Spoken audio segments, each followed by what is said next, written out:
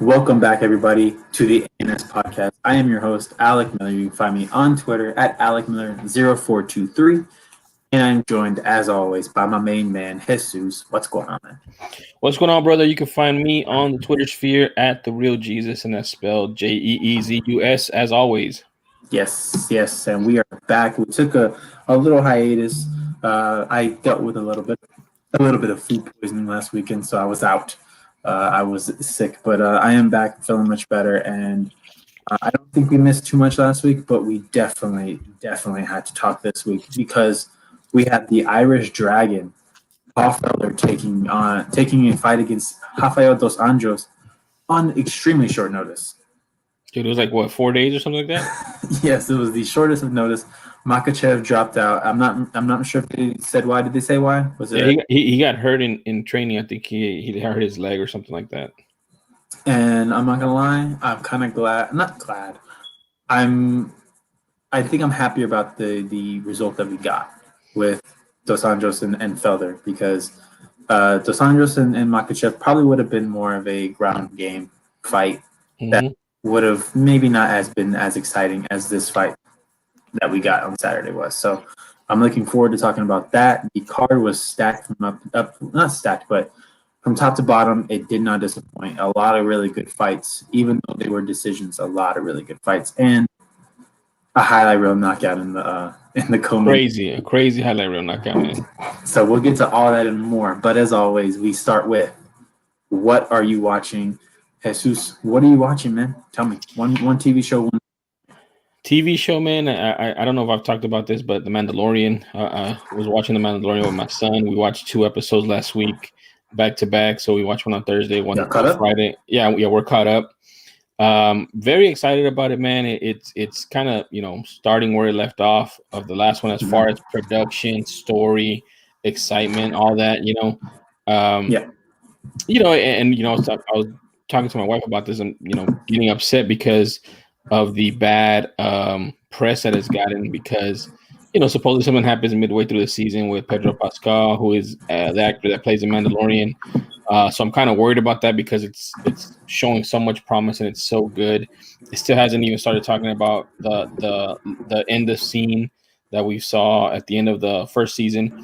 So very excited about the Mandalorian, man. That's what we've been watching for TV shows. And for a movie, literally yesterday, man, I thought I had seen it before, but I guess I hadn't. But I saw Hacksaw Ridge for the first time yesterday. And I haven't seen it yet. Dude, it was a really, really good movie, man. It was a really good movie. I recommend it, man. It also had some, a little bit of a love story in there intertwined, so my wife was able to watch it with me. So it was a good movie, man. I definitely recommend it. It's 4 years old now. Came out in 2016, but it was a really good movie. I love war movies, and that's another one that I get to add to the list to continue to watch. Absolutely, man. Absolutely. I will definitely say Mandalorian is a for me. As soon as I heard the buzz about last week's episode, I got home. I'm watching it with my sister, my younger sister. We both love Star Wars, so that's a Friday night thing. If we're not busy, when we come home, probably go get like an elote and a raspa. That's what we've been doing every Friday, and then coming home, watching Mandalorian. So I was really excited with this last episode. It was a killer episode. I haven't watched all of the Clone Wars, but I know who. Spoiler alert! I guess we'll go ahead and put spoiler alert, but it is all over the media. Yeah, was there. I didn't know who Bo-Katan was. Yeah, so it was really cool to see Katie Sackhoff being brought in to basically, because she was the character, just to be brought in for the live action, which was pretty awesome. Yeah, man. I've known about it for a while, but I know you can hear me. Can you hear me? You're kind of sorry, man. I had to connect my laptop because I was going low on battery. No worries. Yeah, man. I knew who she was, but me, for a different reason. Obviously, as no secret, I'm a big comic book collector, and her first appearance is a very weird one in comic books, and it's like a magazine or a smaller book than a comic book. So I've known about her for a while. I collect Star Wars comic characters, but yeah, it was really cool to see her jump from obviously the comic book to cartoon and then to live action. I just think all that's being done with the Mandalorian is really cool, man. The spiders. What do they call? What do they call those spiders? I don't even remember. But that's also I have no idea what they're that's called, also but a callback. those are pretty creepy. Yeah, man. Yeah, those are. My son was like, "Oh man, oh," he was just like freaking out the whole time we were watching it. But that's also a callback to past books and comic books and shows. So I think that's really cool, man, to see him in live action, and we get to really see more of the lore and the world of Star Wars. So I can't complain, man. It's a great show. Yeah, for sure. And we seem like we got the first mention of Ahsoka Tano. That was basically confirmed, but not exactly. I know Disney straight out came out and said that Ahsoka Tano was going to be in it, possibly Rosario Dawson. Mm-hmm.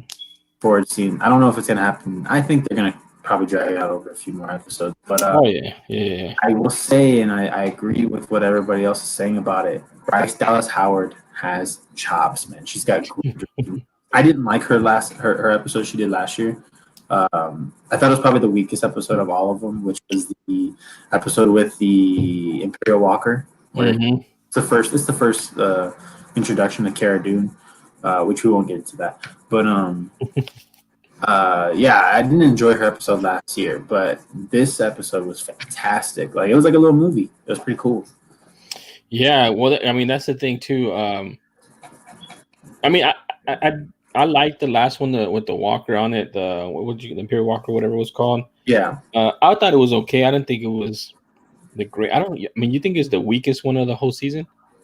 I might have to go back and rewatch, but it's up there with the one that takes place on Tatooine. Yeah, I was thinking there was one that was like completely like filler almost to me. That was like, and I didn't think I'll win probably that one. Yeah, and I didn't think that one was it. And then the strongest I would say was the one that Taika Waititi did.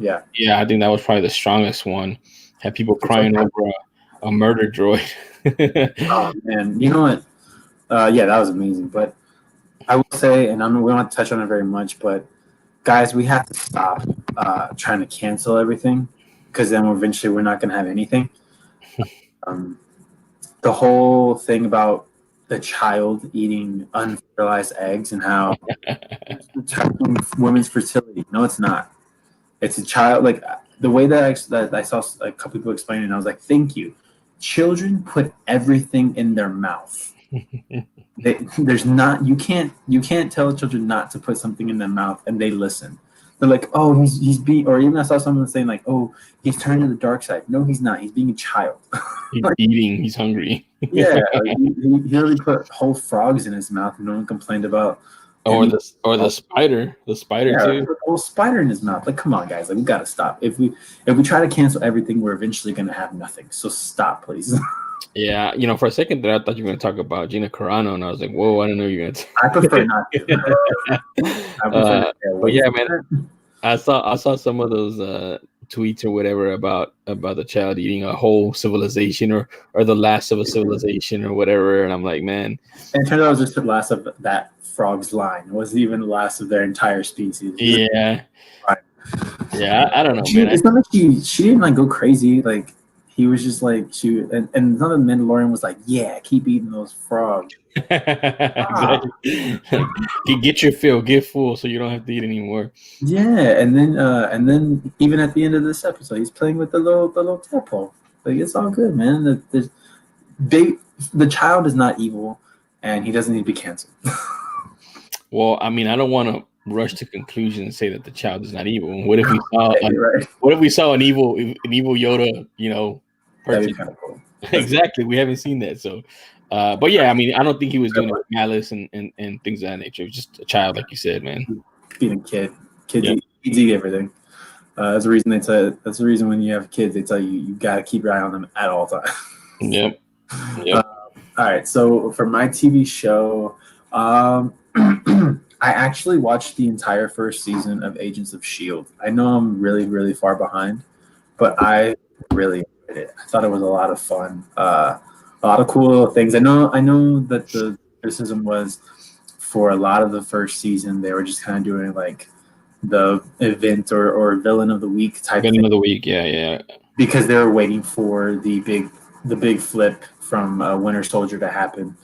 But once that flip when Winter Soldier happens, I was already liking the show. I like the dynamic between like all the crew. Like Mhm. Ming fantastic in it. But once that flip happens, holy shit, dude! I was locked in. I couldn't stop watching. I remember watching a couple episodes, man, but I never watched it like from beginning to end. I mean, I didn't think it was bad when I was watching it. I just didn't have time for it, man.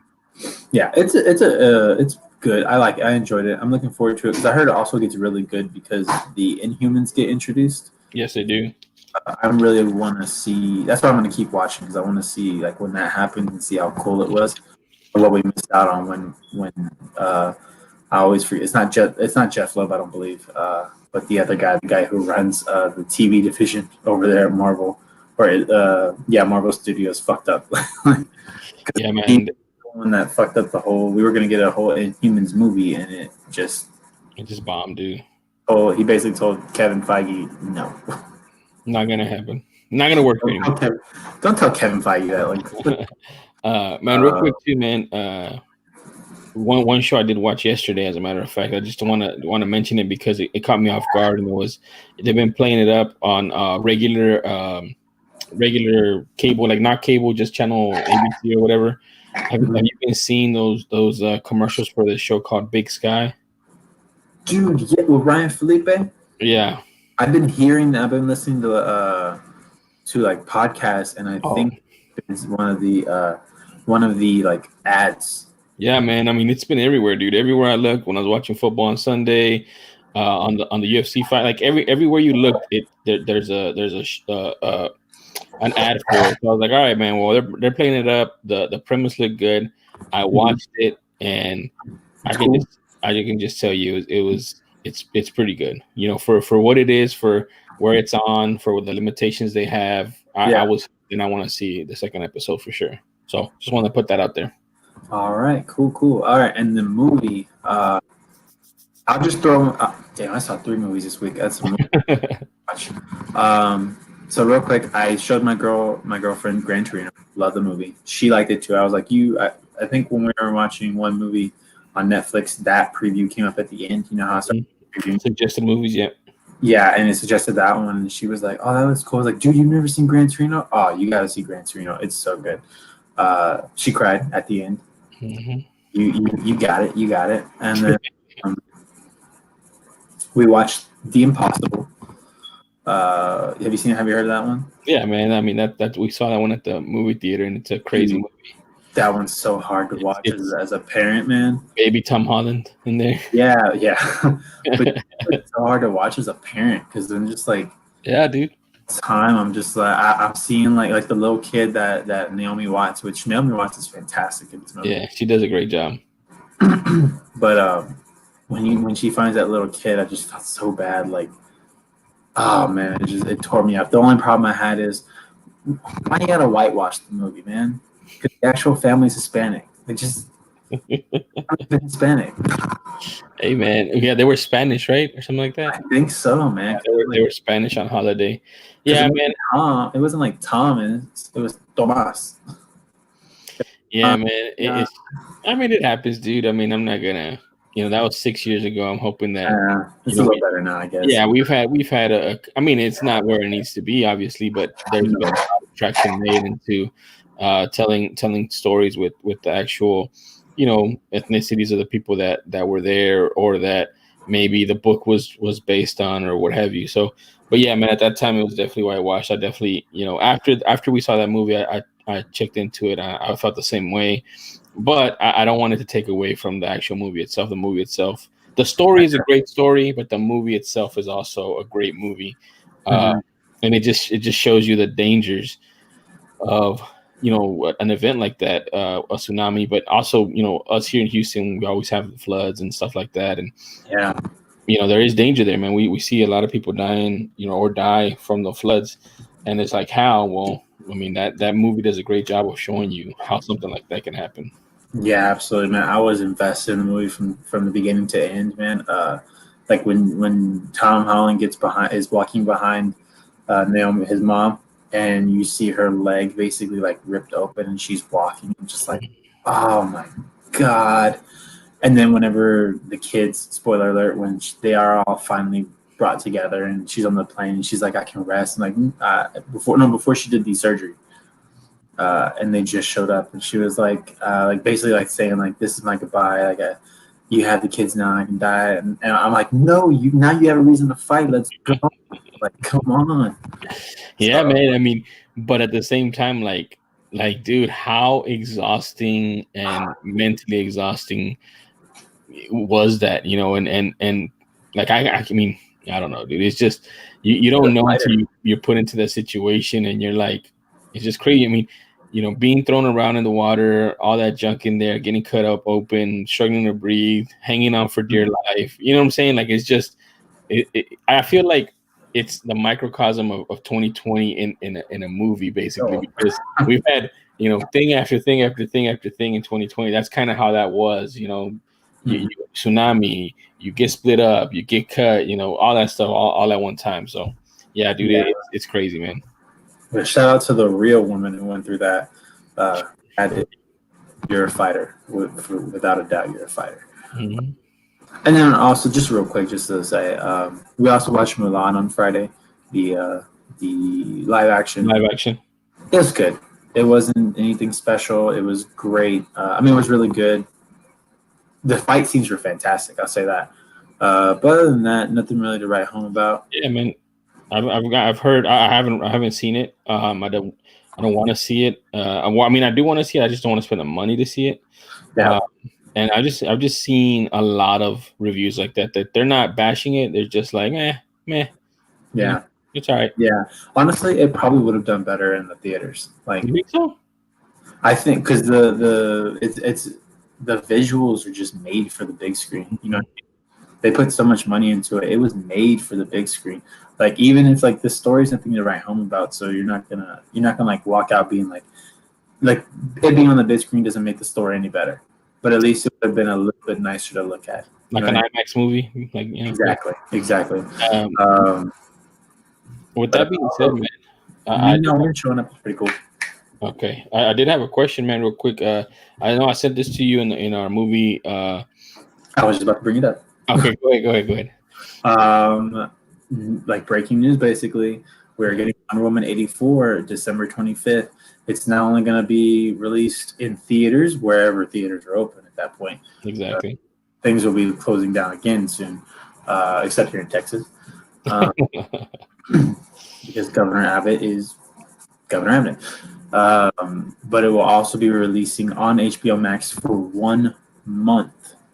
So that means you have 1 month to watch it on HBO Max for the price of HBO Max. You don't have to pay anything extra. It seems like you just the $15.99 for HBO Max. I looked at my family and said, I am willing to pay $15.99 to watch this movie. Mm-hmm. Yeah, I would pay $20 for it. Honestly, I mean, I paid $20 for The Invisible Man. So and it's on the same caliber. It's a big tentpole movie, huge movie. They're gonna make a ton of money, in my opinion. Especially if we go back in lockdown. Even if we're not in lockdown, it's the holidays.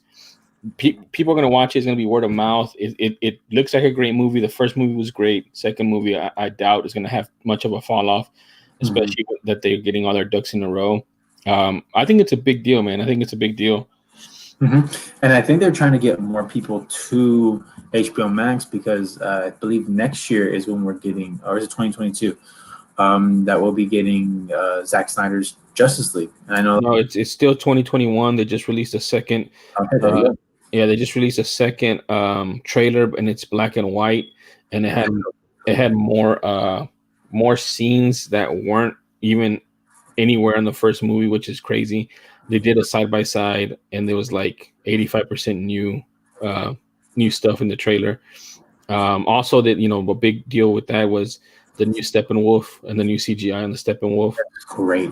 And it's still not done. I mean, I liked it. A lot of people are crapping on it, saying that I think it was good. Steppenwolf doesn't like to be hugged, or he's a hedgehog, or something like that. But I like that. I think it looks better than the first one. Yeah, man, I didn't like the first Justice League. I just feel like there was no time to breathe in it. It was just very like bang, bang, bang.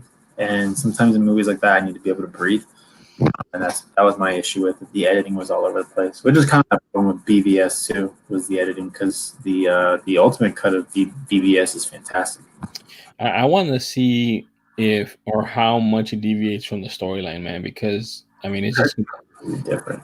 yeah. I mean, I'm sure it is. That's why it's going to be so long. But Yeah. man, how did they get that from that? You know what I mean? Like, how did you make that whatever you put out, which was like, widely panned to? Mhm. And I'm not saying this is going to be great. I'm just saying there's more story to it, and it looks. I mean, everybody's excited about it, so I doubt it might still be widely panned. Who knows? But I just feel like I don't know, man. Sometimes when you get to that level and you just cut it up like they did, they just do it just to get it out instead of, and they know people are going to be dumb and buy the tickets and make their money back. So Mhm.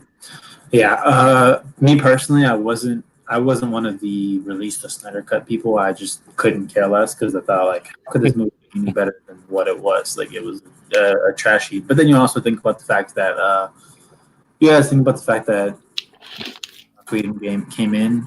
The word is that he basically made an entirely new movie. They like scrapped percent of what Zack Snyder had filmed. They just kind of used his tragedy as a reason to get rid of him. But they were already kind of looking to get rid of Zack Snyder, which I thought was ridiculous. Um, I get it. I guess I kind of get it, but at the same time, I was like, "There's no why didn't you just 100% like fire him before he made the movie?" But it is what it is. But I definitely think this is going to be better. I don't know how much. That's not saying much because the original Justice League is such hot garbage. yeah, it doesn't But have it doesn't have to do much to be better than the first one. no, it really doesn't, man. Um, but besides that, let's talk some Houston sports before we jump into the big time stuff. So, uh, Rockets basic. No one wants to be here anymore. No one wants to be in Houston anymore. Very tough time to be a Houston fan, not only from the aspect of the Rockets, but you also think about the Texans.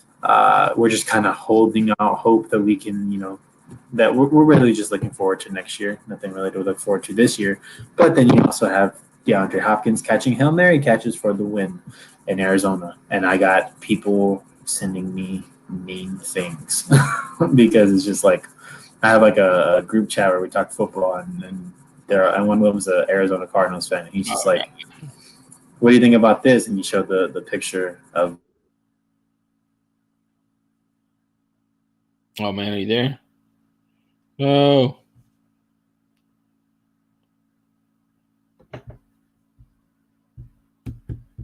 That was on my end, but basically, I think it's not stopping. There it goes. Man, There I it goes. haven't had any internet issues in a long time. Um, yeah, I basically was getting sent. What do you think about this? And pictures of the Hail Mary, and I was like, why did I? Why do you want to hurt me? Like, Man, so yeah, dude. I mean, I've been hearing a lot of that stuff too, and I've been seeing it on Twitter too. Obviously, I'm upset and frustrated. Bill O'Brien basically screwing Deshaun Watson over by taking away the best weapon, and I mean, he was using it as a crutch, right? I agree, and maybe the difference between Deshaun and Kyler Murray is that Kyler Murray had Larry Fitzgerald. He had a year without Deshaun, so putting Deshaun into the equation versus starting the equation with them, he's not relying on him 100%. And he's a more well-rounded quarterback than what Deshaun Watson was. Being initially with D Hop from the beginnings with Nuke.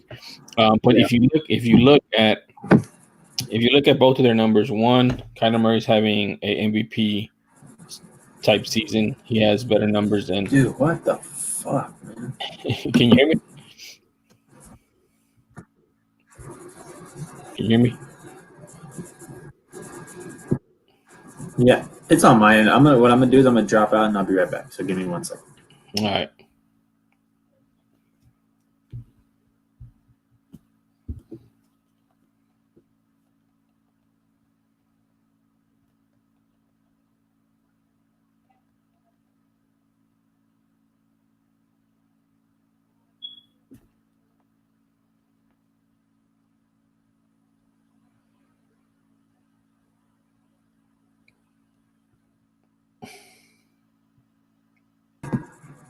All right, man. Can you hear me?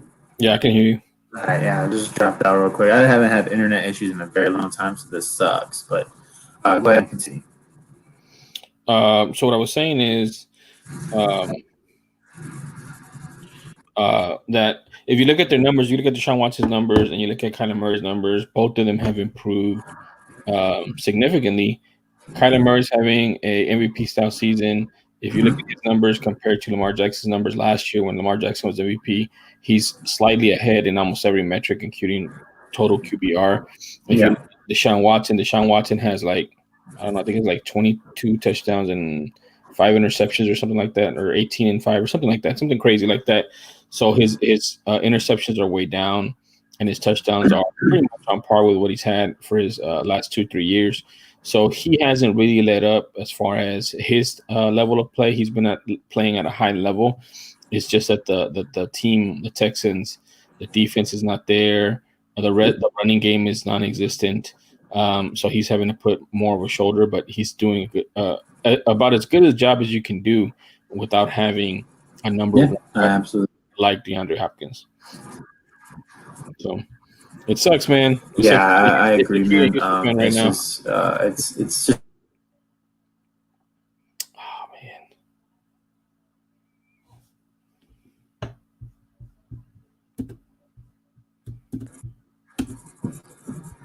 You dropped out. Are you there?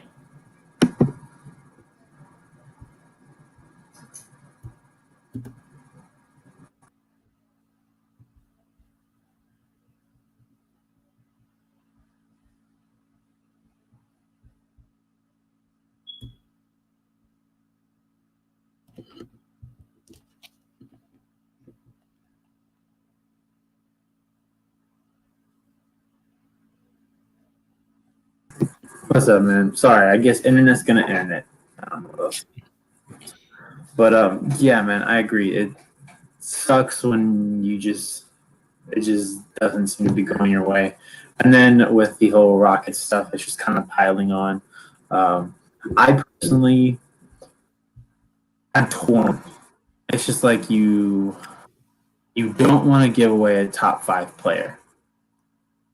But if they don't want to be here for one, and I think I heard somewhere that that word is that he does want to finish his career here. He just wants to go get a ring first because he knows that we're not going anywhere. So he wants to get a ring and then possibly come back, which Houston's done that from time to time. Mm-hmm. And I wouldn't have a problem with it. I think James Harden deserves it too. I think he deserves a ring as well. Just wish it would have been with the Rockets. Now with Daryl Morey leaving, first of all, Tony Fertitta is a horrible owner. I don't like him. I think he is trash. I don't understand why you buy a sports team if you don't actually want to be involved or you don't actually care about winning. You just care about the money. It's just like, well, I mean, I have a lot to say in that respect because I'm kind of torn on Fertitta. He's cheap right now, dude, but I mean, how does he make money? Casinos and restaurants. And right now the pandemic has really shut down casinos and restaurants, for the most part. That's fair. So, and then you add in the Rockets that he just bought and their revenue's down because there's no live gate and no concessions. So it makes it difficult to turn a profit. And so from that standpoint, I'm like, okay, but 2 years ago, that wasn't going on, and we could have had some players that we would have paid the luxury tax, but he didn't want to pay the luxury tax. Was it a year ago? Mm-hmm. A year ago. A year ago. He didn't want to pay the luxury tax, and he didn't want to be a repeat luxury tax, whatever. And that was our chance to win, man. That was our chance to win. The windows are notoriously, close notoriously fast, and they're known for closing notoriously fast. So now the window's closed. Now, as far as James Harden and Russell Westbrook, James Harden was the one who forced that trade to Russell Westbrook and gave up all of our core pieces to get him. And then he wants to get out within a year. I think that's BS, man. I'm going to call it what it is, man. I think that's BS. If you don't want to be here, like you said, I understand. I still think Westbrook is enough of an asset where we can get back some returns and we can probably contend. Mm-hmm. I don't know about winning because I don't know how we flipped it. I know that there's been rumors about John Wall for Russell Westbrook and some picks. That might be good. I mean, that's a better version of John Wall and what's his name, Bradley Beal. You know, I mean that on the juice on steroids. And then trading away Covington, who I believe is our second best player. I mean, he got a lot out of it. He got 2 first-round picks out of it, which is crazy. I think he got more for Covington than O'Brien got for DeAndre Hopkins. Oh, without a doubt, because if he would have got 1 first rounder, it would have been good. That's what I'm saying, man. So he got a lot out of the deal, but we gave up a lot. We gave up the second best player on the team, probably number 1 defensive player besides either him or PJ Tucker. And he was young on a manageable contract. And I thought we were getting back Ariza to kind of fill that gap, even though it was going to be a huge step down. He was still a defender. He can still shoot the 3, and he's still a leader. But now they flipped him today, for somebody to dump salary and get another pick. So I don't know what we're doing, man. I think they're kind of in a holding pattern, and if they can't get like a John Wall or somebody with a big name to pair up with James Harden, then I think they're going to pull the trigger and just blow it up and get nothing but picks. And hopefully a young star. I think Simmons from the 76ers is available for the Rockets for James Harden plus like 5 first-round picks or 4 first-round picks.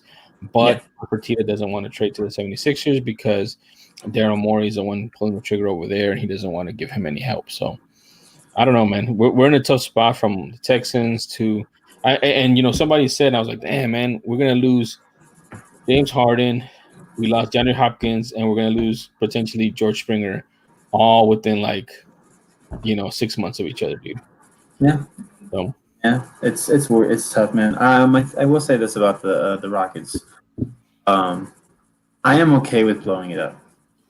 I personally believe that the experiment, it was a great experiment while it lasted, but it's not working. And we had a general manager who believed more in players and stockpiling players and getting players instead of stockpiling for the future, which is perfectly fine. That's a reasonable and understandable path to take.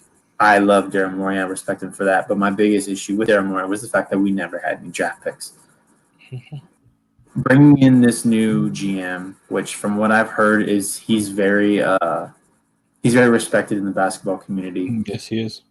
And then Steven Silas, which I was so on board with Steven Silas, especially considering that his specialty was or is player development, which I think Mark D'Antoni is not very good at. He's not very good at developing players.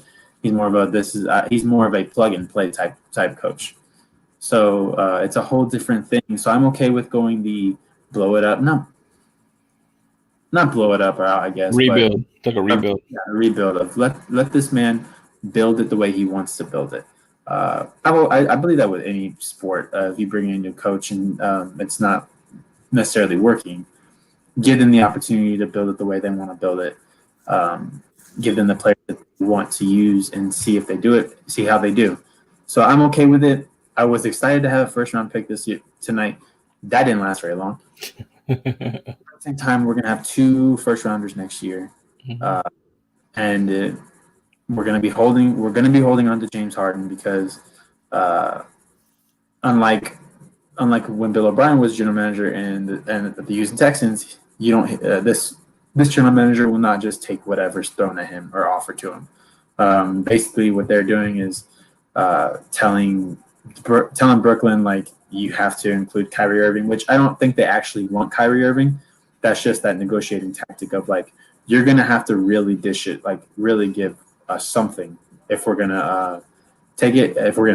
And then also Kendrick Perkins came out and said that if people aren't coming out here and offering not only an all-star but a borderline MVP in their offer, that the Rockets are just hanging up.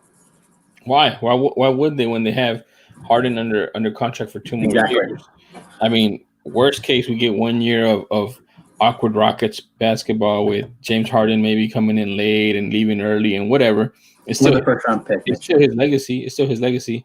And Exactly. and then if we don't keep him after that year, then he's an expiring contract for somebody that has a potential to re-sign him to a max deal. So yeah, I mean they have options. It's just a lot of the people, the pundits, they have to make a deal now. Like no, you don't, man. You technically don't have to make that deal. The best time to make the deal is going to be right around the trade deadline next year, when teams that are on the verge or on the edge are going to be looking to go over that hump.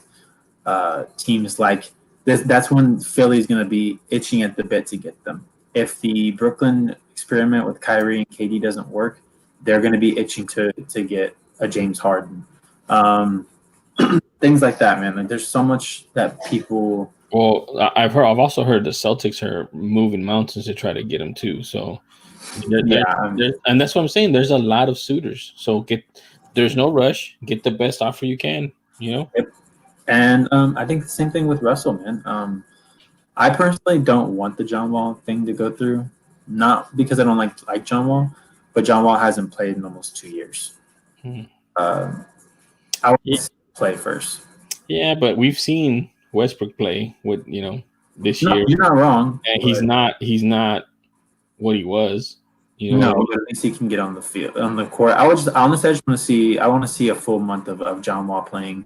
He doesn't have to play up to the level that he. Oh, I mean, I get what you're saying, but I just think that's the point too. Where, I mean, you take the risk because you're hoping that he's the same guy, but the Wizards are hoping that Westbrook is the same guy that he can come back and be the guy from February or January or whatever. And I don't know, man. I just see both of these guys have injuries, leg injuries that have diminished their play. Why not, man? Russell Westbrook doesn't want to be here. Get him out of here, ship him out, and if we get we'll see what happens. And my internet's messing up again. Sorry about that. I will say on NBA 2K21, I was able to trade Russell Westbrook for a Devin Booker. So, well, that ain't happening now that they got Chris Paul. No, absolutely not. Absolutely, I'm just saying. That's what. Can you imagine if that did happen, and then you get the guys that were traded for each other from Oklahoma City and Houston? That'd be crazy. On the same team. That'd be funny. That'd be crazy. I will say that I think NBA 2K is predicting things, because every time I play, we're always like, we have to get rid of James Harden. It's like, why? And now Mel makes sense. There you go. They know what's up. They knew something that we didn't know. But all right, man, let's go ahead and jump into what is going on, man, with the UFC. So the UFC had a big exciting card this weekend. It wasn't exciting. I wouldn't say I wasn't excited for anything more than the main event, but I was genuinely entertained from top to bottom. Agreed. I don't think I watched the prelims. Let me see the prelims again. I will pull it up right now. No, I didn't watch the prelims at all. I just watched the main event. The main card. No problem, man. The performance bonuses all came in there, but we got plenty to talk about there. I will just run down the prelims real quick. So, for those that don't know, it was Dos Anjos versus Felder. Felder coming in on late notice, basically a few days' notice. I came and fought. I was really excited to see him fight, and I wasn't disappointed. But we'll start here. So this one we had two heavyweights, Dontel Mays and Roque Martinez. I will say Dontel Mays loves the flying knee. He looked really good. Roque Martinez can take a punch though, so that's where that came in play.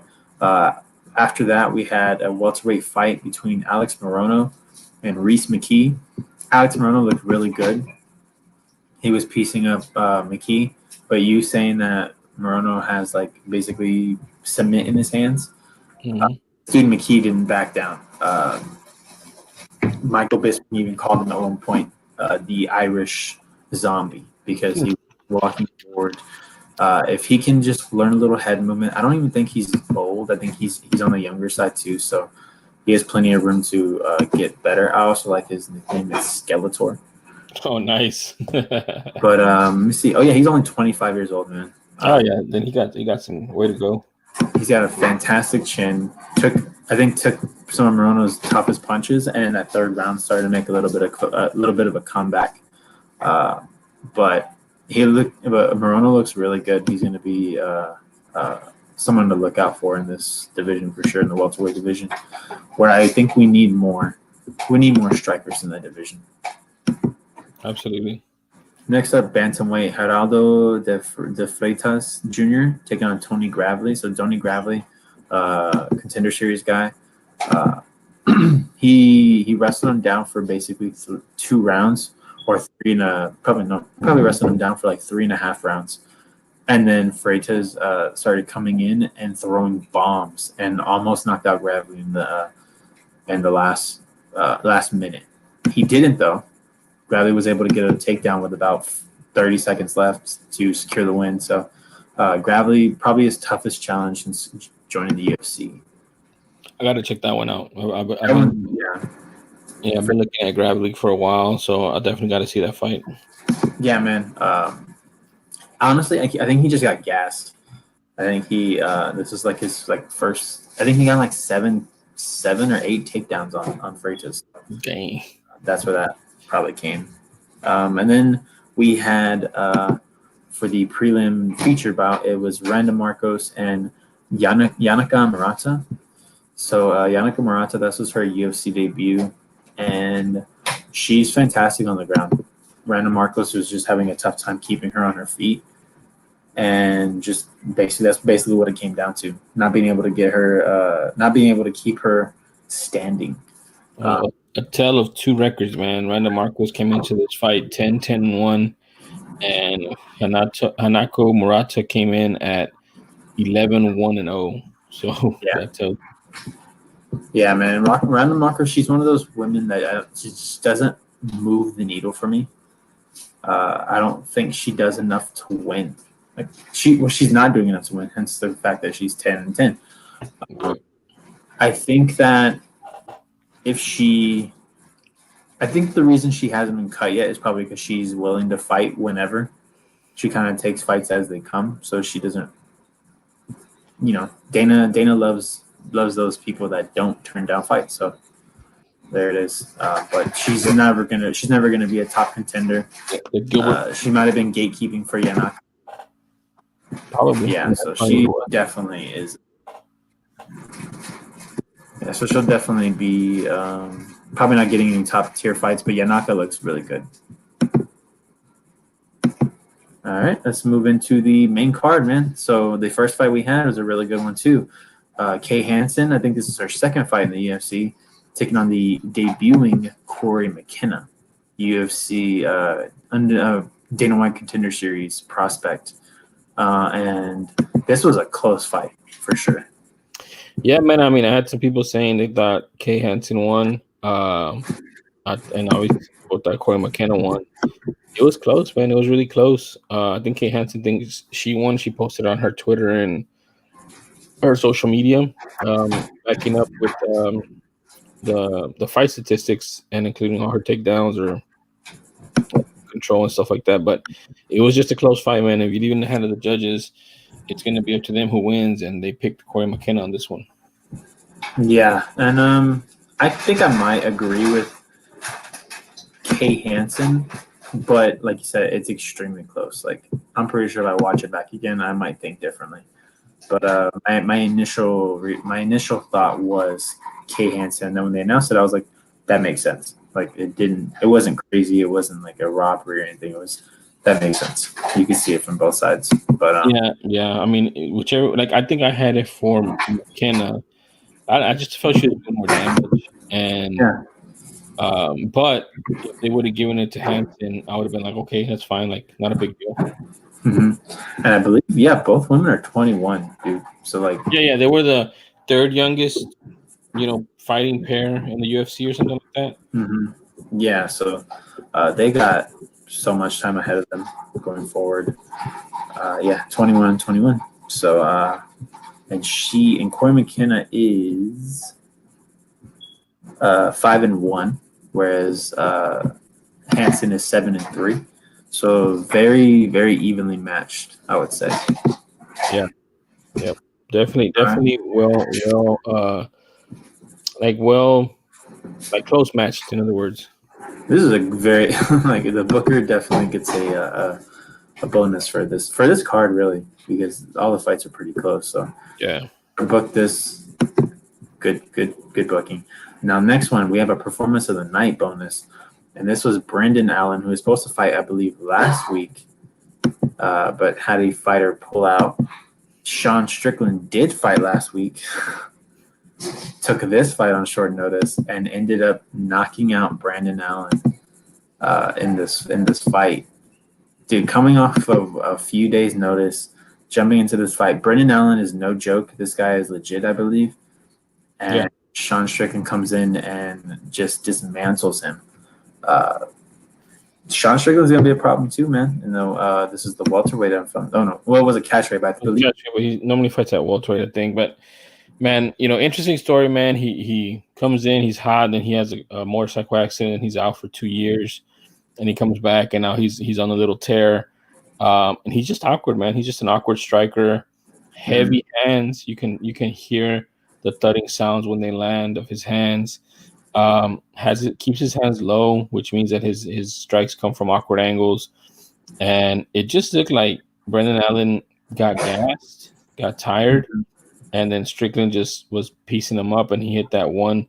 It looked like a weird downwards punch because Allen was bending over, and it was kind of a delayed reaction, and that was it, man. But yeah, dude, I mean, I want to see more Strickland because of his little 2-fight win streak that was pretty dominant, and his layoff. So he has a cool story, but I don't know, man. His striking is just weird, and if somebody that's more polished and has power, because he was getting touched up too. It's not like he wasn't, getting hit. He was getting hit. Somebody that maybe has a little bit more power than Brendan Allen or a little bit more polished. How is that going to work out for him? How is he going to take a stronger punch? Because he's there to be hit. Mm-hmm. I mean, we'll see going forward. This guy's this game. We'll see him probably sooner than later. Mm-hmm. A minor setback for Brendan Allen, but I think Brendan Allen is a big time prospect too. He's got the stand up. He's got the ground game. If he could just put it all together, I think he's young too. I know Sean Strickland. I just looked up is 29 years old.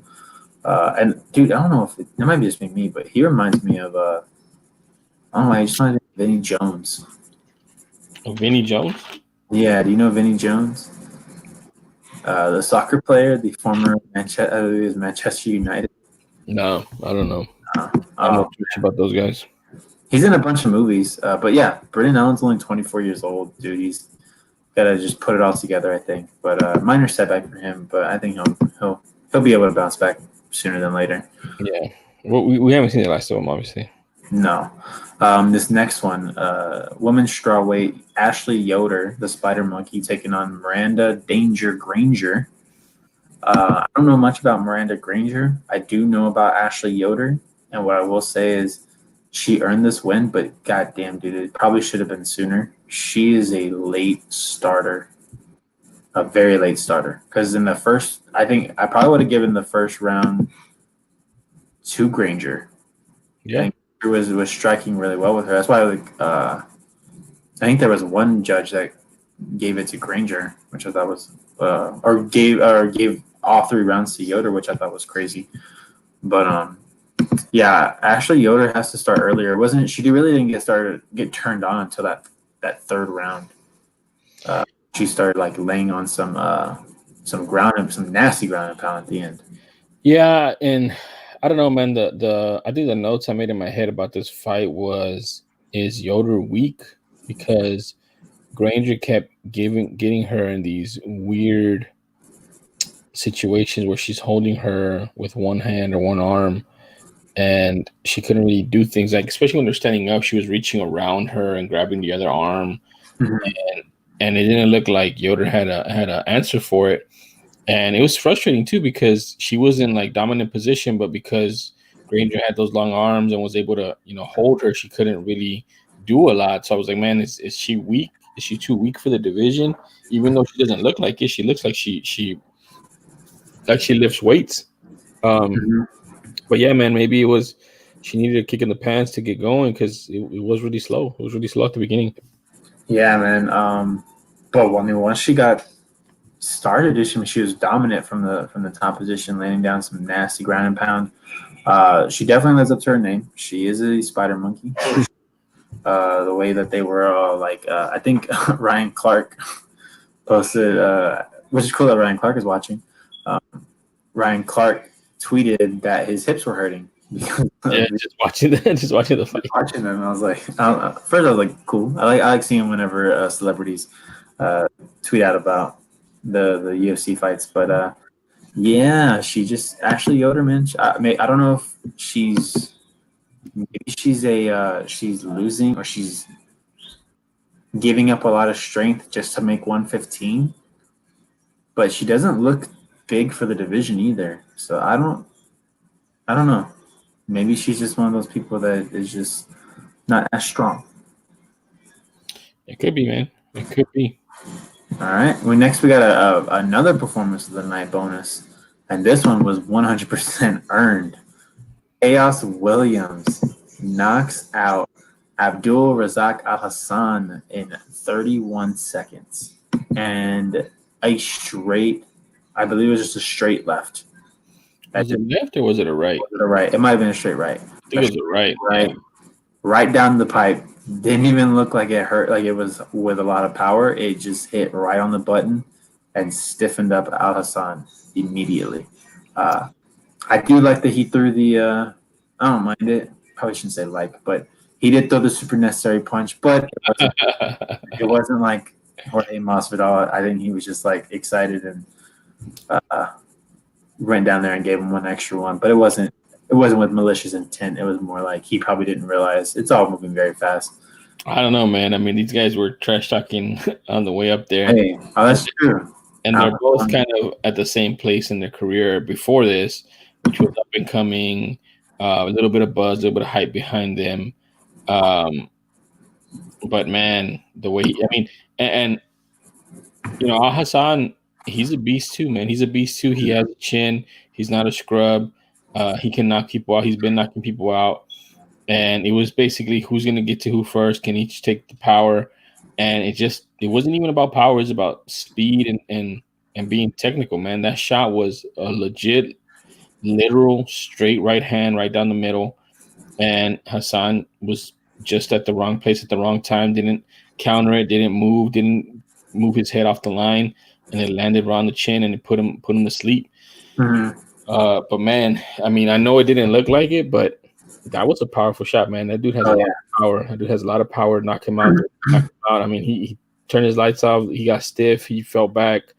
And I don't know, man. Anytime it's a super necessary punch, it does not necessarily need it, man. When the guy just flops on you, I mean, it's done. You could tell it's done. But yeah, man. I will say the reason why I say it didn't look like it was like he put that much power into it is because it didn't. In my opinion, it just didn't look like he put as much as he could have put into it. It was just one of those punches that he probably just has not like that much strength that he can just touch you and you're gonna go out. Oh, man.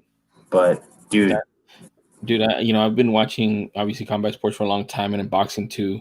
And the guys that don't try to like put a lot or sit down on the punch and they just punch and they're just trying to, be technical. And that's what it was, man. This was a technical punch. It didn't come from, looping or anything. It was just straight right down the middle, twisted, turned his hips. And that's all it takes, especially if you're strong. It's like when they say in baseball, when our Nolan Chapman is throwing 100, 101, you don't need to take a huge hack, man. You don't need to like go all the way back and go, because he's doing all the work for you. All you got to do is put your bat out there and it's going to fly off the bat. It's the same way with these guys, especially Chaos Williams. He has so much natural strength and power and speed. He doesn't need to wind up. He doesn't need to, take a huge, running start. He just needs to be technical.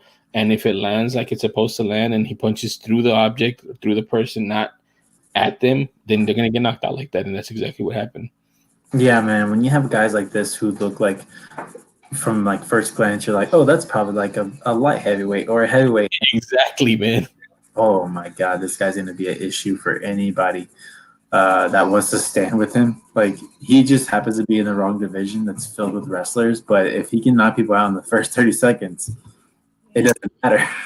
Yeah, man. I think we're we're talking about a lot of his power, but it's speed, man. It's his speed. Mhm. He's very fast for the division, and you combine that with his power, and he is going to be tough, man. If he, like you said, if he can learn a little bit of wrestling, a little bit of counter wrestling, to just keep the fight standing, he's going to be trouble. Yeah, man. So I'm about to check because how many fights has he had in the UFC? I know 2. He fought Morono last, and that's what he knocked out Morono. His guy's had 2 fights in the UFC. Mm-hmm. One in 30 seconds, and one already co-main eventing, and one in 27 seconds. Dana is gonna what they call in wrestling. They're gonna strap the rocket to him. Yep, basically Fly to the top. And dude, Morono, you talked about Morono earlier. He's good. Mm-hmm. You know, he's also from Houston, so I know a little bit more about him. And he knocked him out in 27 seconds, dude. And now Hassan, he's good too. You know, he's not the greatest guy. He's not a world beater, but he's also not a journeyman. He's not like, he has some buzz behind him. Knocks him out in 30 seconds. So yeah, dude. I mean, I don't doubt that they're gonna strap a rocket to him, man. Yeah, man. If he's like, if we find out in a month that he's main eventing like a March UFC fight night or something, I would not be surprised. But now, hold on. Let me look up. Because at this point, I'm saying give him, if he's knocking out guys like this, why not, if you want to strap the rocket to him, get him a gatekeeper. Find a gatekeeper. I'm looking at it right now. First of all, so 15 is Khamzat Chimaev. He's already got a dancing partner. Mm-hmm. You got Robbie Lawler, who is scheduled to fight Neil Magny, if I'm not mistaken. He was. No, Neil Magny. No, he was scheduled to fight Perry. Was it Mike Perry? I don't remember who he's scheduled to fight. Let me see. He was scheduled and then he dropped out. We sure it wasn't Magny? Could have been. Or was it Neil? He's fighting Mike Perry next this weekend. But I think he pulled out of that fight. Did he? Yeah, I believe he's pulled out of that fight. I think he got injured. I haven't seen anything on that. I know Mike Perry's fighting this upcoming weekend. He is fighting Tim Means. Tim Means. That's right. He did pull out. Then yeah, you're right. So he was scheduled to fight Mike Perry. Is not fighting him anymore. But I don't think you want to give someone who's that experienced, maybe. I mean, I would, dude. I mean, when you said, I'd be scared. I don't want to say. But remember, we talked about Lawler, man. Lawler, he hasn't been the same, man. He doesn't pull the trigger anymore. He doesn't. So you're gonna need somebody to put him on his heels and make him fight. And that's this guy right here. And he's gonna say yes because he wants that feather in his cap. That's true. Then you have Bilal Muhammad, who's not a gatekeeper. He's an up and comer. There's an Anthony Pettis, but he can't handle the. I don't know if he can handle the power from Chaos. He ain't taking that fight. I'll tell you that. I don't know. And then you have just Jeff Neal and Vicente Luque. Those are the bottom 6. Ooh, Vicente Luque would be. But Vicente Luque is not a gatekeeper right now. Vicente Luque is probably someone that I would like to see make the. Well, the only because Jeff Neal's not a gatekeeper either. They're also pushing him because he's had some crazy knockouts too. So Robbie might be the only. That's what I'm saying. That's all you got right there. Hey, I'm not mad at it. So UFC Fight Night Vegas, 17 March, 20th. Lawler versus Williams. Oh no, you don't say Williams. You say Chaos. Okay, I'm in. Let's do it. Book it. Book it now. All right, let's get to this main event, man. Fantastic main event.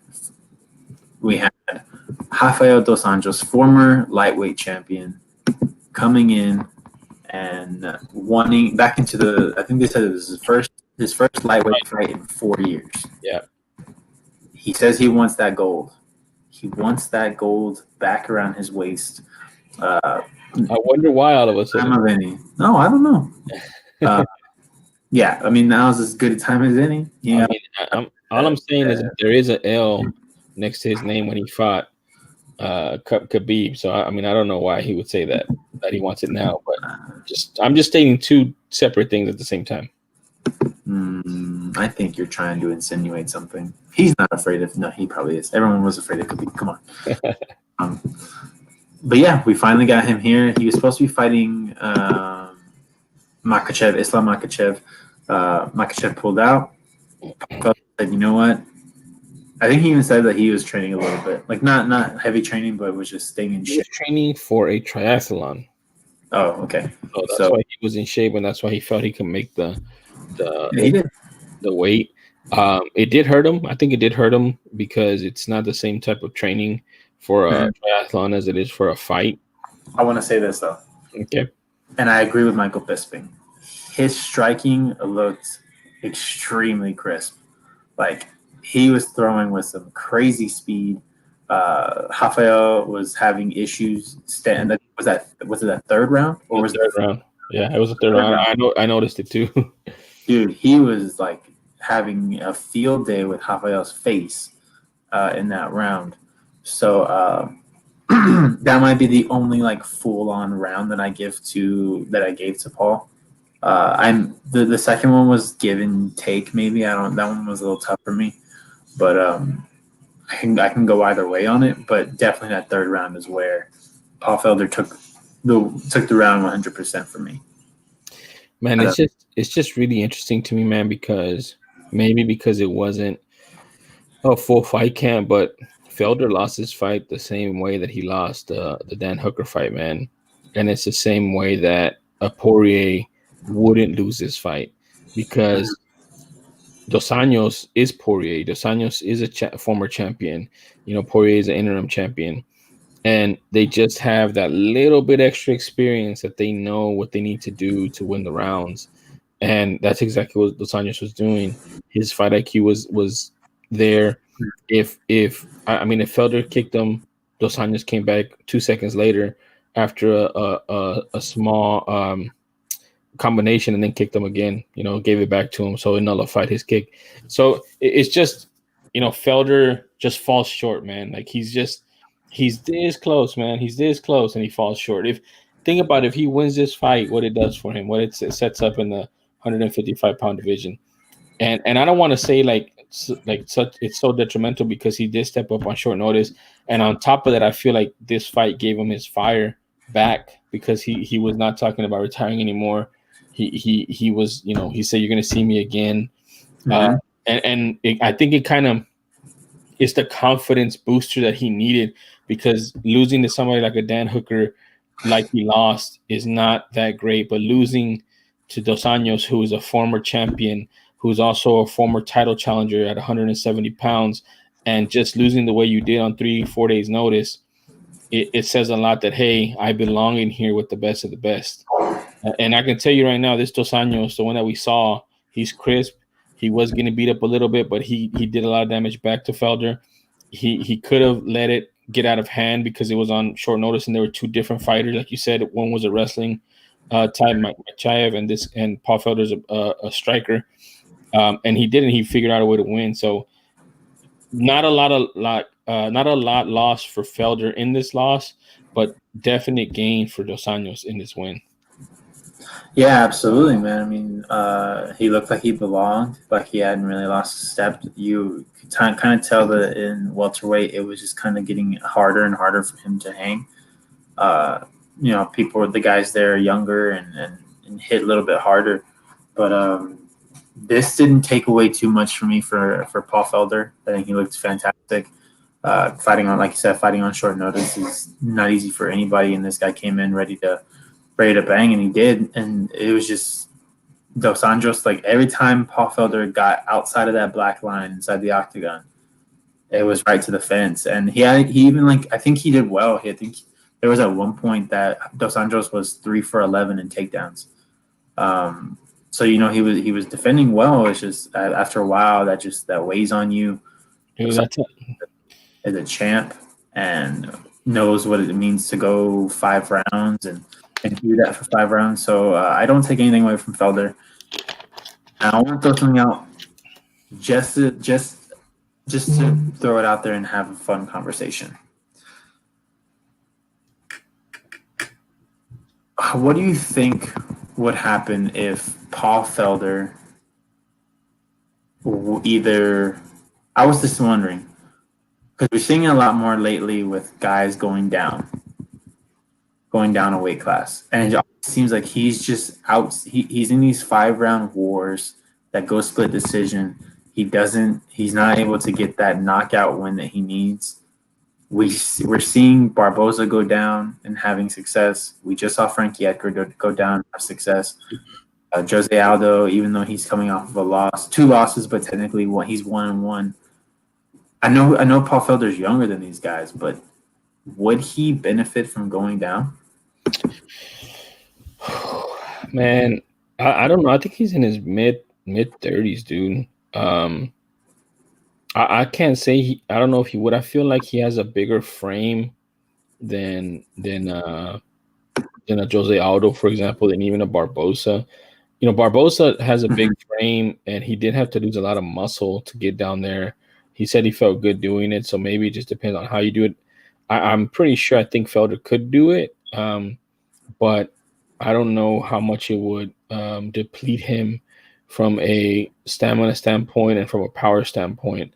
I mean, the only other thing I see is he is fast for the 155-pound division.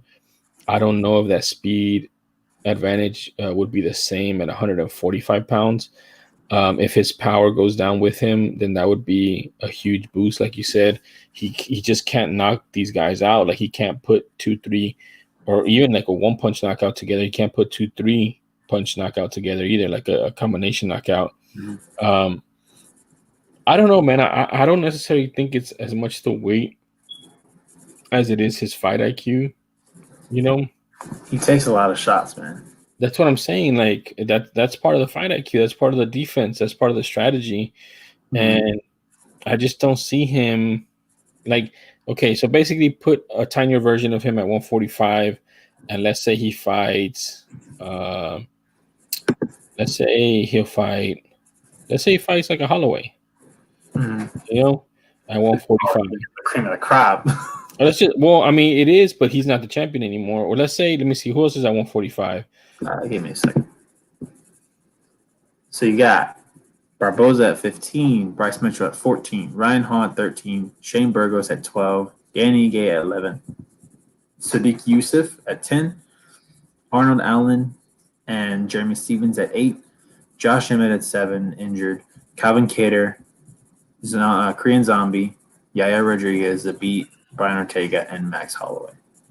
Yeah, man, like you said, a bunch of those guys, and he has bad matchups against like Zombie. That's a bad matchup. Yeah.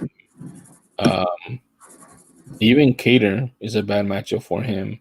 Yeah, I think he might get knocked out by Kattar. Mm-hmm. So now you're looking at the bottom half, which is like you said, Arnold Allen, right? Is that Arnold Allen? Yeah. Arnold Allen, maybe that's a good fight for him.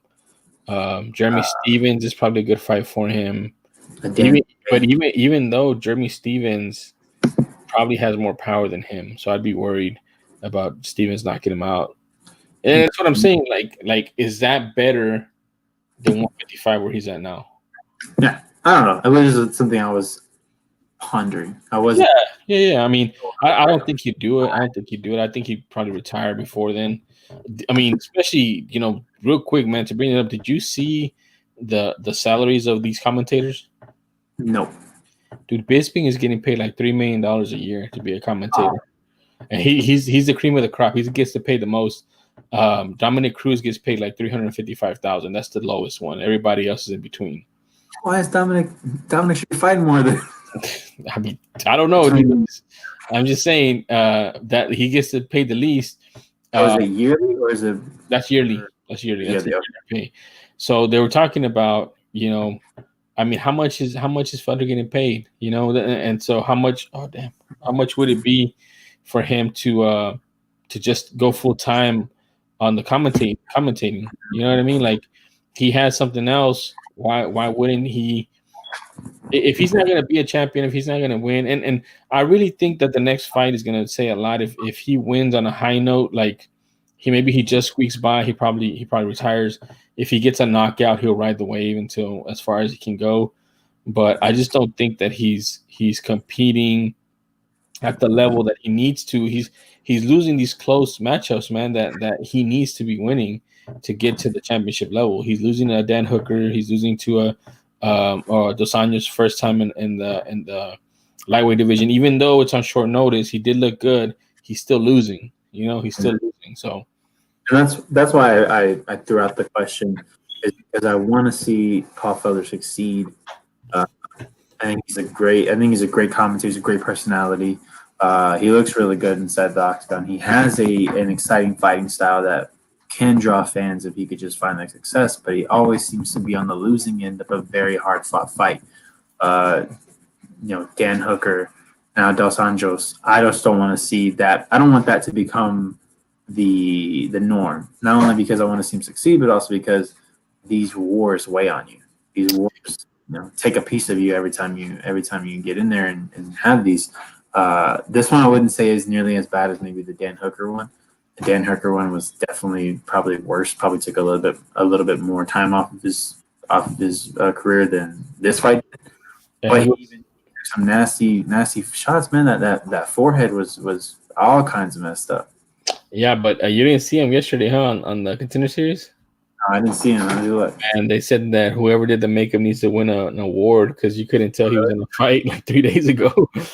But yeah, man, I agreed. And the thing with the Hooker fight too, man, like I got so frustrated in that fight because Felder was winning the majority of the rounds, and with the last 30 seconds, Hooker would do a little combination and then change levels and get a takedown, and he won that round because of it. Yeah, you know, when the majority of the fight he was losing, he was getting beat up and he was getting hurt. Like Felder was hurting him. That's another thing too with Felder, man, that I've noticed is he doesn't have the killer instinct, or he doesn't really know how hurt his opponent is. He hurt Dos Anjos a couple times, nothing crazy, but he did hurt him. He did back him up. He did force him to shoot when probably Dos Anjos didn't really want to shoot, and he just doesn't know how to finish. How to smell the killer instinct, smell the finish, and go for it when he needs to be going for it. He's not early in his career. He's late on in his career. He needs to get finishes.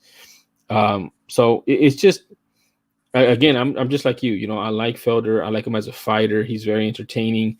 He reminds me a lot of a 185-pounder back a couple years ago, 5-10 years ago, Brian Stan, who was just like him. Very likable guy, was in the military, was also doing commentating. And then for some reason, he decides to go into a striking war with Wanderlei Silva, and Wanderlei Silva knocks him out cold. And I think Wanderlei Silva retires on that, and he just couldn't get past a certain level. And I feel that's where Felder's at right now. Maybe a change in teams, maybe he goes to a different team. I don't know what it takes, but he's just right there. And I wish he could take that step because, again, I'm a fan, but it just doesn't seem like that's going to be in the cards for Mr. Felder. Yeah. All right. So before we jump into next week's fight card, because we're probably going to close it out a little earlier since we kind of started a little later. Okay. But we are down next week's card. But before that, I want to bring up some of the fights that were announced. So for those who don't know, who was scheduled to fight Hermanson before? Wasn't it Gastelum, maybe? I don't remember. Hermanson last time. Oh, yeah.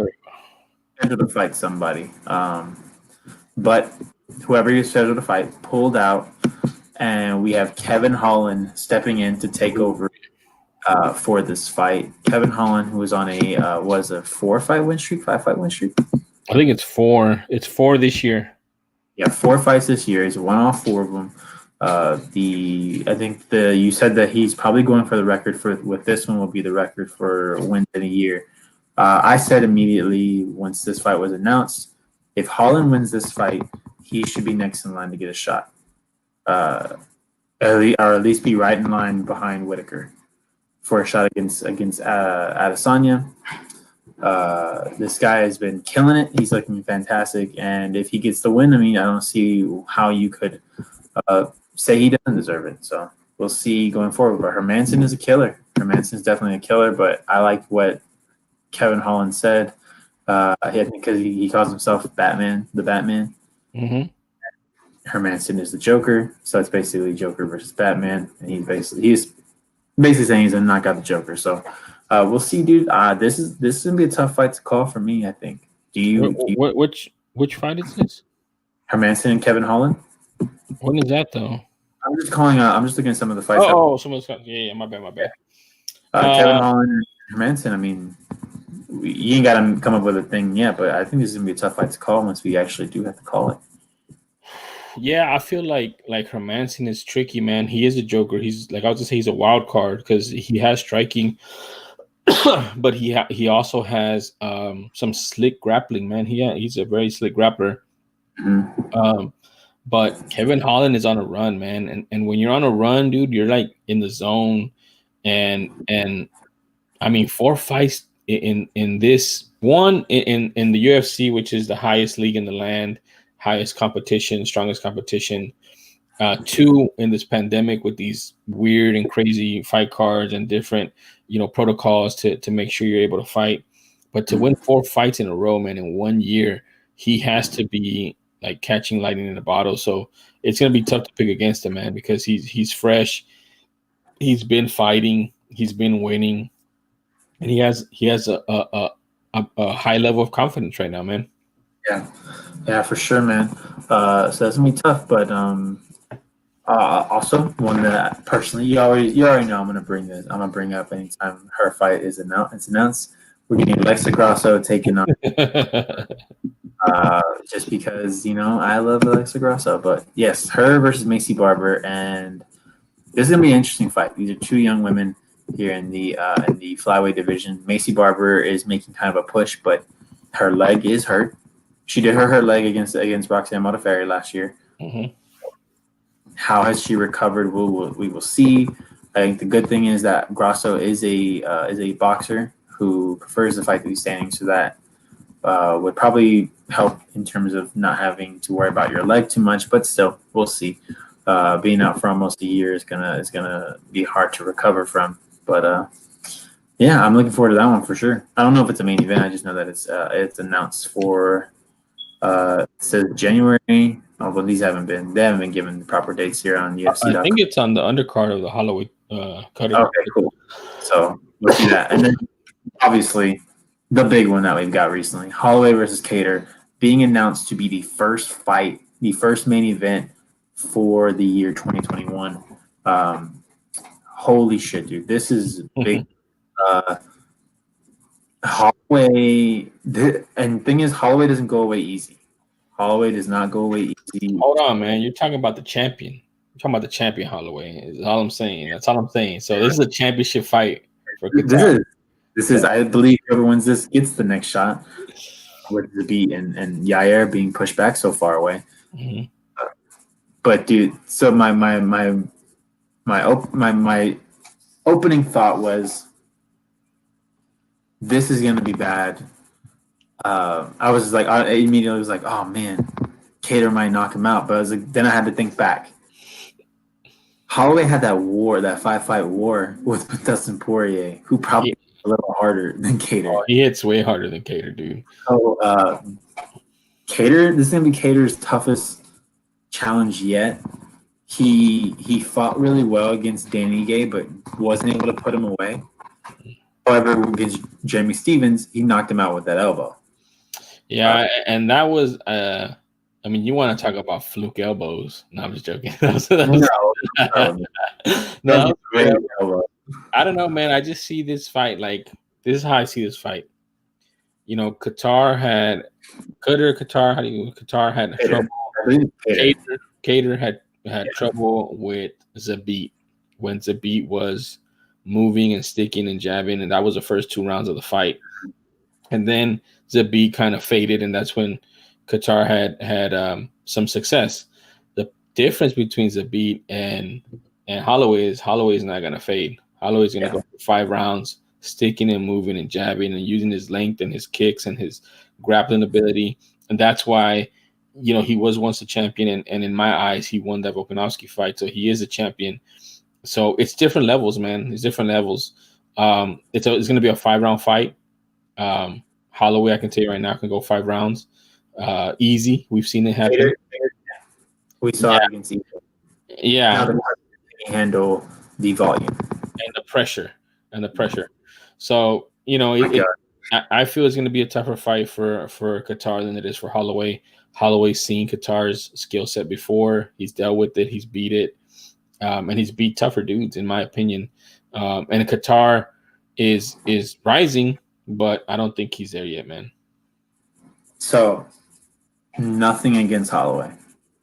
I want Kattar to win this fight. Oh, man, you're such a hater, man. You're such a hater. Yeah, I love Holloway. Holloway's fantastic. I do love Holloway, but I also love Kattar. He's probably one of my favorite fighters to watch. Dude, that 145-pound division right now, dude, is sharks, man. I mean, except for Volkanovski, but I mean, it's sharks, man. It's absolutely when he beats Volkanovski, I think people are gonna have a hard time like knocking him off. Like, it's gonna be tough, and he looks so good against Korean Zombie. Yeah, but he looks so bad against Holloway, though, man. When Holloway pieced him up, dude. He's watching that Kattar fight. Yeah, I mean, he's gonna be watching it intently. I don't know, man. I saw some recent training footage with Volkanovski and Petr Yan, and Volkanovski looked decent, but he's a smaller man that he was fighting against. Yeah. So I mean, I hate on Volkanovski just because he's a points guy, he's a little pesky guy. Yeah. And I really do think he's in a lot of trouble against Ortega. I will say that this is a great way to start the year 2021. Absolutely. 2020, but opening up with a Holloway versus Kattar fight, because it's either gonna end early because if Kattar knocks him out, or it's gonna be a it's gonna be a clinic that Holloway's gonna be putting on a strike. Here's the thing, man. Here's what we've learned from UFC in the past couple of years. This fight is the opening fight, but he's gonna follow it up with some fire for the Super Bowl. Super Bowl is in February, and they always have a fight card the same weekend of the Super Bowl, and it's a pay-per-view. So we'll see what they have planned for for the February card. Yeah, I mean, because most likely the January card is going to be from word is that they're still waiting, but Conor and Poirier seems to be the goal for January. Oh, that's on the 23rd, right? Yeah, that's the goal. I don't know if that's going to get done, which is supposed to be the weekend after this, because I believe when I saw the poster that Ariel Helwani posted, it said January 16th. There's no way. I believe. For this fight? For Kattar and yeah. The side is 16th. Yeah. 16th, so that worked. So then that means the Poirier and McGregor fight will be immediately after this, next week after this. So we'll see, man. We'll see. Yeah, and real quick, man, about these fights that we just talked about, which was Macy Barber and Alexa Grasso and Calvin Kattar and Max Holloway. The UFC recently hired or promoted internally a new matchmaker, and she's the first woman matchmaker to be in the UFC.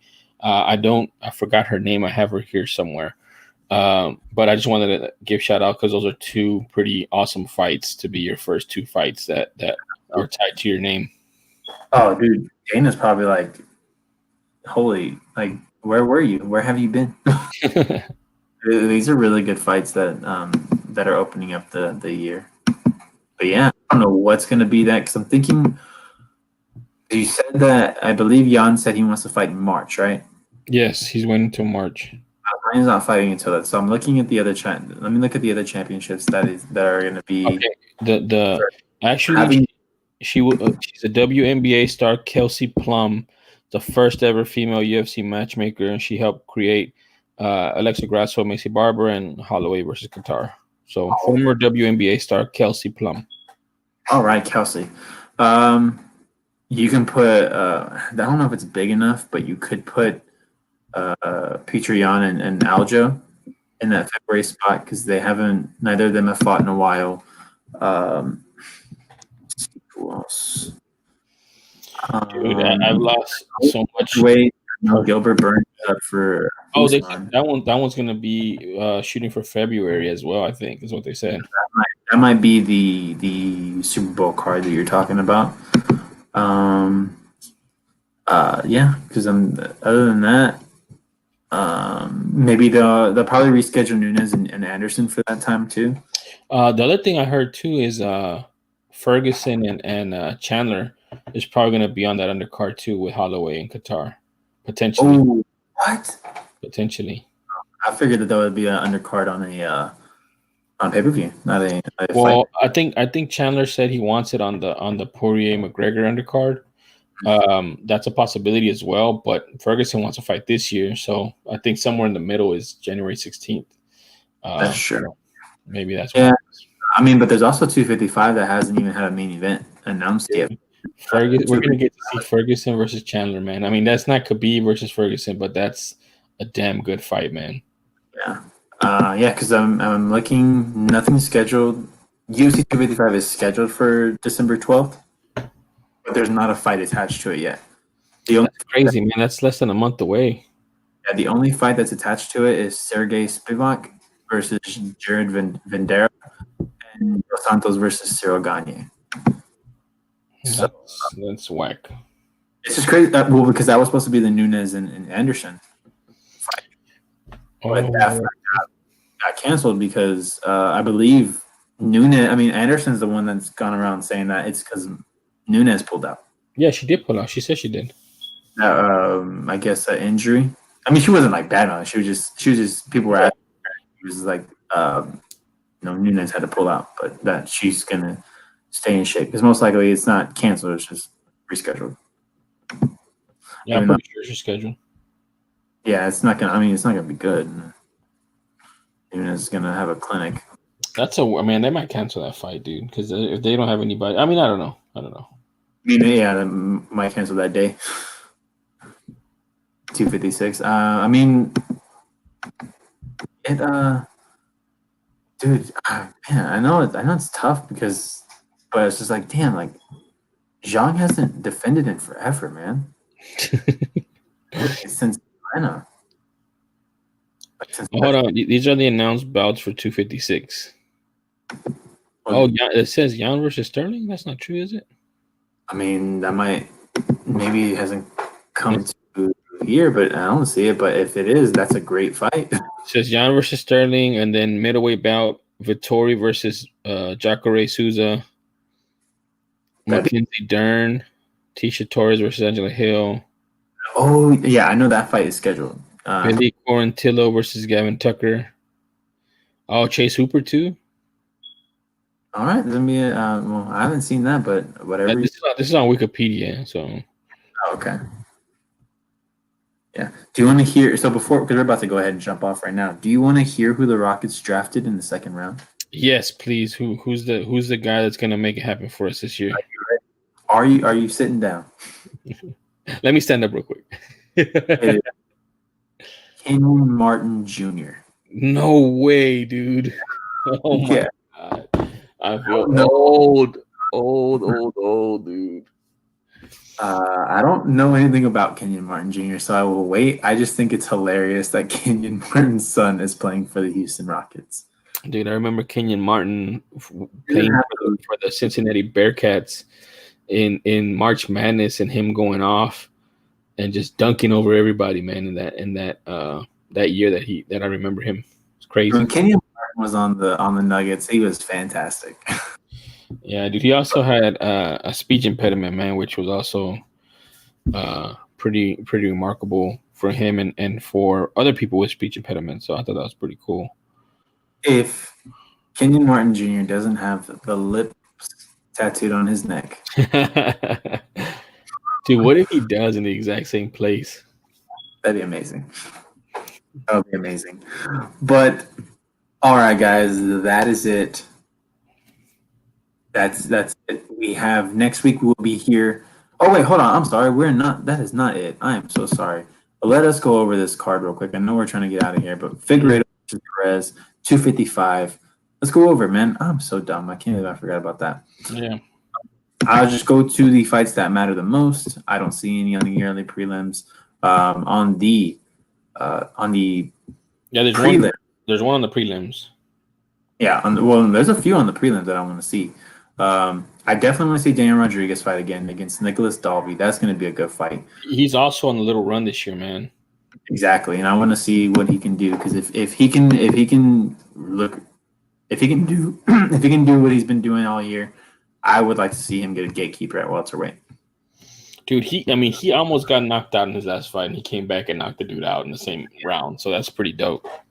So I want to see that. We have a Shevchenko on the prelims, and Tanina Shevchenko taking on Ariane Lipski. I believe this is the Violence Queen, and I think because last time she showed you, she was the Queen of Violence. And Antina hasn't looked good. She looked horrible against Caitlin Chikagian. And Ariane Lipski is looking to break that top 15, and Antonina is still ranked at number 15. So if Ariane can get this, she will be in the top 15. So I'm pretty comfortable picking her too. Then we have Joaquin Buckley coming in for this fight. For those who don't know, just look him up. Look up Joaquin Buckley, and then come back here and tell me that you're not excited for his next fight. AO of the year. He's fighting some guy named Jordan Wright. I don't care. Some guy. I don't know anything about Jordan Wright, but I'm just excited to see Joaquin Buckley get back in there. This is a very quick turnaround too. Mm-hmm. And then we have probably my top upcoming fighter, Brandon Royval taking on Brandon Moreno. This is going to be a crazy fight, but I am going to be giving it to Royval. I think Royval putting in his you can give it all you can say it all you want. I think this guy's going to be running up the ranks. He looked amazing last fight. Yes, he got rocked, but he also came back and did he knock him out, or I think he tapped him out. I think he tapped him out, if I remember correctly. Yeah, and then in his first fight, or his last fight before that, he submitted Tim Means. Yeah, dude. I'm as high on Brandon Royval as you are, man. I was glad to see him get that bonus so he can train full time. But Brandon Moreno, dude, is not a joke, man. He's not a joke. This is gonna be, in my opinion, a sneaky fight of the night right here, man. Because this is a legit fight where both fighters are evenly matched at a very high level. All right, and I can't wait, man. It's gonna be a good one. And light heavyweight, we have Mauricio Shogun Hua taking on Paul Craig. Then we have Caitlin Chikagian coming off of her knockout loss or TKO loss to Jessica Andrade, taking on Cynthia Calvillo. Calvillo is another strawweight turned flyweight. Her making her way by defeating Jessica Ai. This is Chikagian basically trying to say that was a fluke against Jessica Andrade. But that was fast, though, man. That's a fast turnaround, man. Very fast. That's when she must not have broken a rib then, because I thought she broke a rib whenever it happened. Yeah, I thought so too. She could have sprained that ligament in between her ribs, which happens often to fighters. But this is a tough fight for Calvillo, just like the Jessica Ai was, because she's going to be a lot smaller, so she's going to have to do the same thing, which is wrestle her and nullify the length of Caitlin Chikagian. Big though, man. I don't think she's not necessarily a ground like master. She's not a crazy ground technician, but she can handle her own if your name is not Shevchenko. So check this out, dude. She's 5'9", Chikagian, and Calvillo's 5'4", so that's 5 inches right there. In reach, it's 68 to 64. That's 4 inches on the hand reach, and on the leg reach, it's 42 to 37. So 5 inches on the leg. So I'm telling you, dude, she's a big girl coming in. Yeah. Next up, Mike Perry and Tim Means. Don't really care about that fight. When I dropped it, I cared. This one I don't. Then we have for the co-main event, Valentina Shevchenko taking on Jennifer Maia. My only issue is that Shevchenko should 100% be main eventing. She is always a co-main event, and she deserves a main event. Dana White, stop disrespecting Shevchenko like that. But I don't see necessarily anything different. I think Shevchenko's going to beat Jennifer Maia probably in the third round. I say second round. Okay. You just got to one up me. Okay. Next up, Davison Figueiredo and Alex Perez. This is going to be an interesting fight. So Davison Figueiredo, this is his first defense, and this is a hell of a guy to be defending your title against. So I'm looking forward to it, though. Definitely looking forward to it. Yeah. I mean, We'll see if Davison 100% deserves this, because don't forget the ghost of Cejudo still remains above the flyweight division. It always will for a very long time until someone can.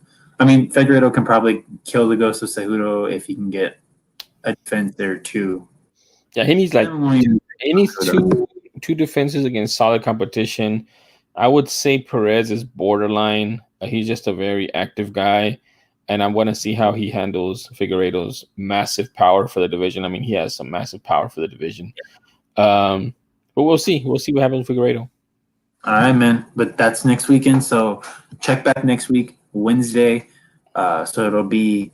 Actually, we might have to take a break or do a Tuesday because of the fact that we have Thanksgiving break coming up next week. Yeah. So we will keep you updated, though, guys. Probably Tuesday, but we'll be here to talk about UFC 255. Whatever else we need to talk about. We haven't even had any time to jump into Dana White Contender Series because I haven't had any time to watch it, but I will try to kind of binge it if I can. It's not worth it. That was probably the weakest one. That was the worst one.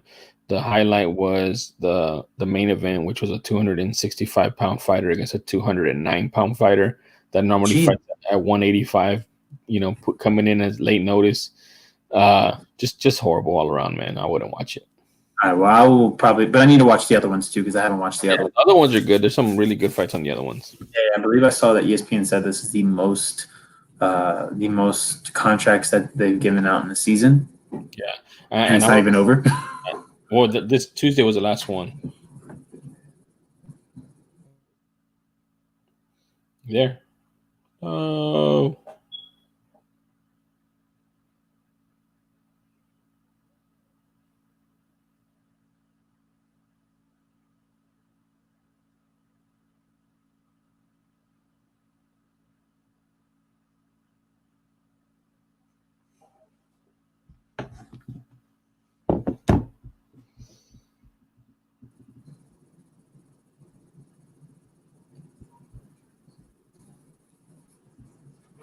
You there? There you go.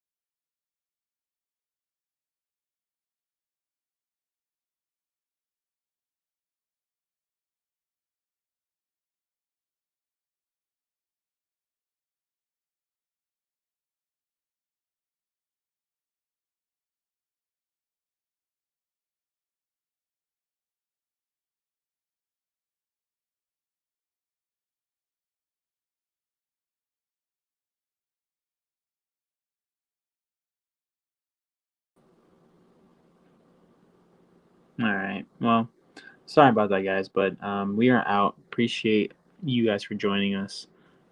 See you guys next week. ANS podcast. Follow and like and all that great stuff, man. I really appreciate it. Thank you. Peace out.